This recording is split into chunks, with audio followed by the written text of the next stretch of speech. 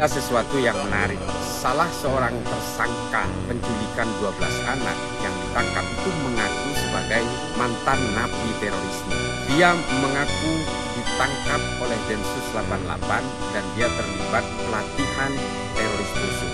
Dan dia juga pernah mengakui itu ketika dia diundang dalam podcastnya Refli Harun. Dia mengaku muridnya Bahar Smith. Dari sini kita bisa menarik benang merah. Ada apa dengan Refli Harun? Ada apa dengan tersangka Rizal Afif ini? Dan ada apa dengan Bahar bin Smith?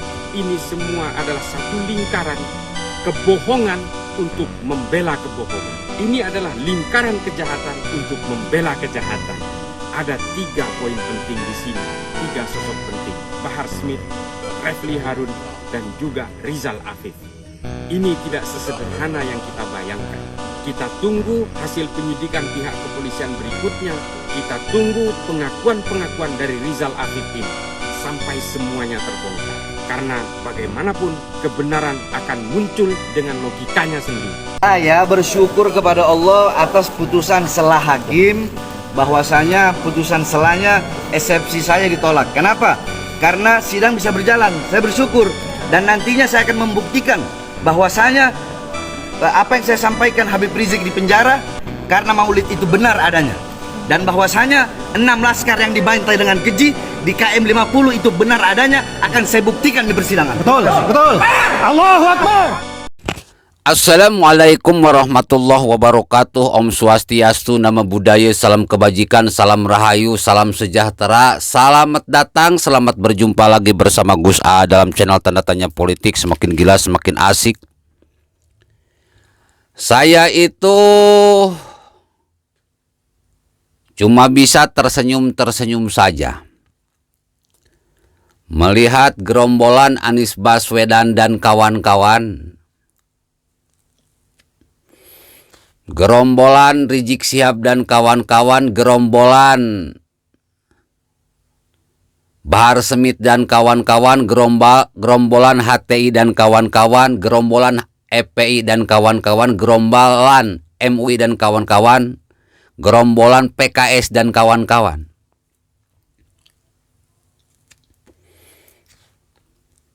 Kenapa saya katakan gerombolan? Ya karena gerombolan itu secara definisi itu kumpulan para penjahat yang hatinya jahat, pemikirannya jahat, lisannya jahat, perbuatannya jahat. Jadi gerombolan itu kumpulan para penjahat. Di tahun 2017, saat Pilkada DKI, persatuan dan kesatuan yang telah dirintis para pendiri bangsa ini dirobek-robek oleh kampanye SARA. Nama Anies Baswedan tak bisa dilepaskan dari semua kekotoran kampanye itu. Tak cukup hanya di situ. Saat itu, beredar video yang menampilkan sosok yang diyakini sebagai E.F. Saifullah Fatah, konsultan tim pemenangan Anies Baswedan. Di video, sosok tersebut sedang berpidato meminta agar jaringan masjid menjadi alat untuk mengalahkan kandidat petahana, yaitu Ahok. Masjid bukan tempat mobilisasi politik dan kekuasaan. Itu menodai kesucian masjid. Jika kampanye politik menggunakan agama terus berkelanjutan, Indonesia terancam mengalami nasib yang sama seperti negara-negara di Timur Tengah jatuh dalam perang saudara. Kalau penjahatnya punya duit, namanya mafia. Jadi mafia juga gerombolan.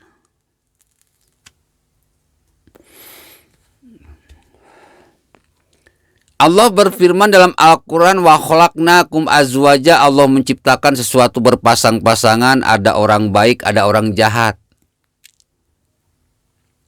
Jadi jangan aneh. Kalau di dunia ini pasti ada kumpulan orang baik dan ada gerombolan orang jahat. Kumpulan orang baik, ya hatinya pasti baik, lisannya pasti baik, perbuatannya pasti baik. Lisannya pun pasti baik, dia akan banyak kebaikan dan tidak akan berbuat jahat. Itu orang baik. Orang-orang baik dikorek-korek, dicari-cari kesalahan, yang muncul malah kebaikannya. Kalau orang jahat ya, kalau dikorek-korek orang jahat ini, ya yang muncul kejahatannya. Nah sekarang kita sudah mengetahui gerombolan para penjahat ini, khususnya gerombolan Bahar Smith ini, kejahatannya sudah mulai terkuak. Pelan tapi pasti meskipun pelan-pelan. Selangkah demi selangkah kita tahu bahwa gerombolan Bahar Smith ini penjahat.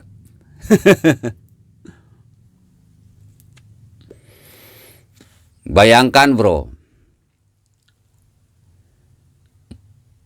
seseorang yang mengaku muridnya Bahar Smith, seseorang yang mengaku pernah terlibat terorisme, mantan teroris, seseorang yang mengaku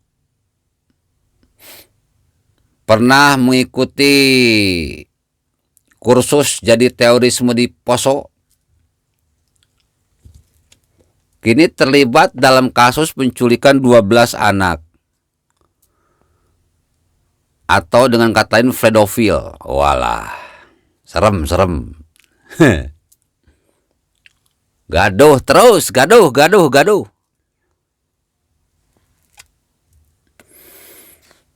Ya mudah-mudahan kepolisian jangan takut, jangan sungkan. Juga hakim, jaksa jangan takut, jangan sungkan. Jangan silau terhadap kehabiban dari Bahar Smith. Dia bukan Habib. Kalau Habib itu kiai. Kiai itu ilmunya tinggi. Luar dan dalam kelakuannya pasti kayak Nabi. Itu Habib. Kalau kelakuannya kayak setan dan pengikut-pengikutnya pun kelakuannya itu sama kayak setan, ya si Bahar Smith ini bukan Habib. Bukan keturunan Nabi, tapi keturunan setan. Yang akan membuat Indonesia rusak dan terlibat pertumpahan darah. Jadi tolong kepada kepolisian, TNI, Polri, lalu kepada para hakim dan pak jaksa, saya minta hukum yang seberat-beratnya lah. Baik Rizik Syihab maupun Bahar Smith. Inilah otak yang sangat berbahaya. Kalau menurut saya itu akan munculnya ISIS Indonesia. Karena mereka sedang membentuk kekuatan perang untuk memberontak kepada negara. Ini bukan bohongan bro, ini nyata. Dan kita sudah tahu di belakang mereka-mereka ini siapa. Ada Cikeas, ada Cendana, ada Kala, ada Bakri. Tanpa dukungan dari para mafia-mafia ini, nggak mungkin Bahar Smith dan Rizik Syihab bisa sepopuler ini, seberani ini. Ya seperti Anies Baswedan lah, nggak mungkin menang tanpa dukungan para gerombolan, para penjahat, para mafia. Dengan menebarkan isu SARA, si Anies ini bisa menang menjadi gubernur DKI. Ya memang orang jahat itu selalu melakukan hal-hal yang jahat untuk mendapatkan kekuasaan. Jadi Anies Baswedan ini termasuk ke dalam golongan para penjahat. Dan saya yakin rakyat Indonesia sudah cerdas, bisa melihat rekam jejak. Jangan sampai para penjahat ini memimpin dan berkuasa di negeri ini. Akan jadi apa negara ini bro?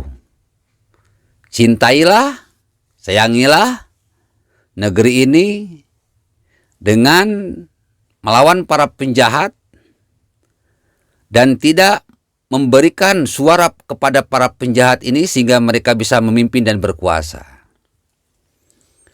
Mudah-mudahan kita semua cerdas bro. Coba perhatikan Yusuf Kala. Yusuf Kala ini dekat banget dengan Taliban. Taliban itu teroris. Artinya dia menggunakan cara-cara terorisme, cara-cara Taliban untuk agar supaya seseorang bisa memimpin dan juga kelompoknya bisa berkuasa di negara ini. Strategi Taliban ini akan dijiplak habis-habisan oleh JK dan kawan-kawan. Dan kita sudah melihat lewat Rizik Syihab, Bahar Smith, pergerakan pembentukan kekuatan militer itu semakin nyata untuk melakukan pemberontakan kepada negara dengan bendera khilafah. HTI, Hizbut Tahrir Indonesia, FPI, Front Pemberontak Indonesia, MUI, Majelis Uladrun Indonesia, PKS, Partai Khilafah Sontoloyo. Waspadalah. Ayo satukan kekuatan, satukan pikiran, satukan lisan, satukan perbuatan. Gak perlu demo-demo lah.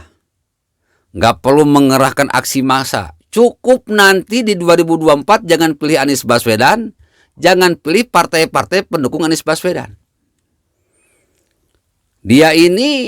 Mereka ini merupakan gerombolan para penjahat yang ingin memimpin dan berkuasa. Assalamualaikum warahmatullahi wabarakatuh.